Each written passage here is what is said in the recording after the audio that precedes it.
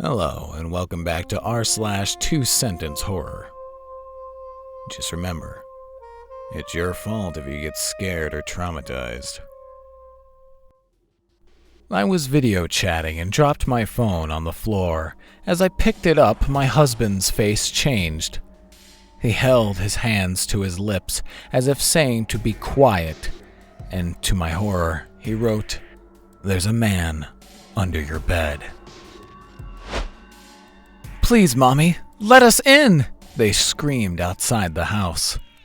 Meanwhile, inside the house, a terrified woman desperately tried to call the police, unable to comprehend why those men were wearing the faces of her dead kids as masks.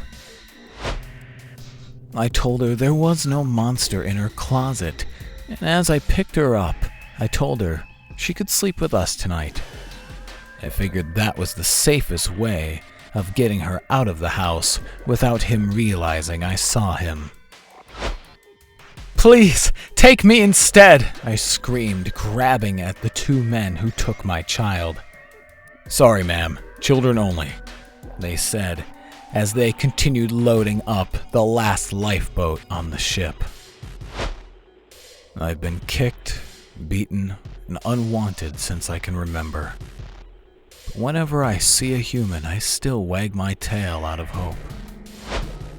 My mom called me in sheer horror as she realized I forgot to bring my medicine on my overnight trip to connect with others who are also paralyzed.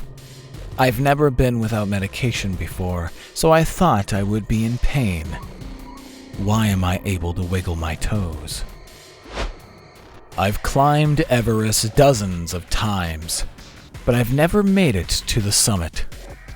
I've begun using my own corpses as trail markers, attempting to reach the top before I freeze to death again.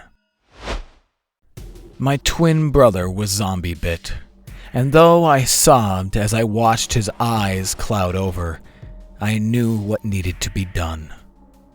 My sobs became screams as the hacksaw bit into flesh, and I began the task of unconjoining. "Daddy, why is Mommy always so mean to me?" my son asked, his tear-stained face wrought with sadness and fear. Deciding that it's finally time to tell him the truth, I say, "She's just upset that you survived childbirth, and she didn't."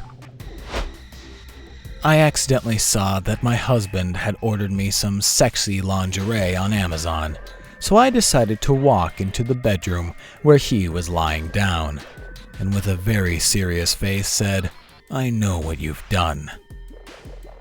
The way his eyes stared at me chilled me to the bone as he pulled his gun out of his end table, pointed it at me, and told me that I never should have looked in the basement.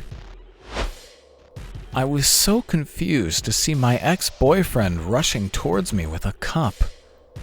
It only took a second for my skin to begin melting as he ran away laughing.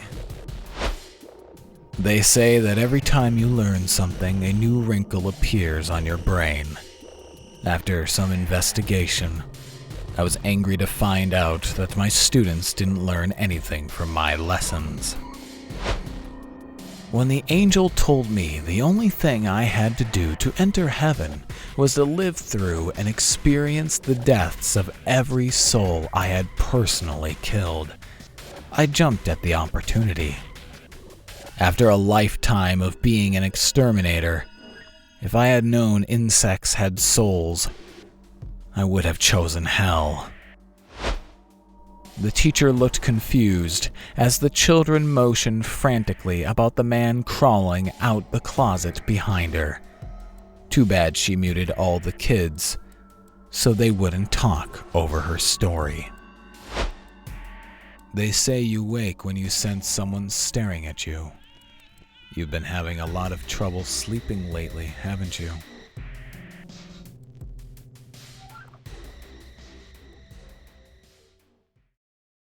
And we are done for today. Thank you for listening. Please let me know what you would like me to read next time, and may Lady Luck be with you.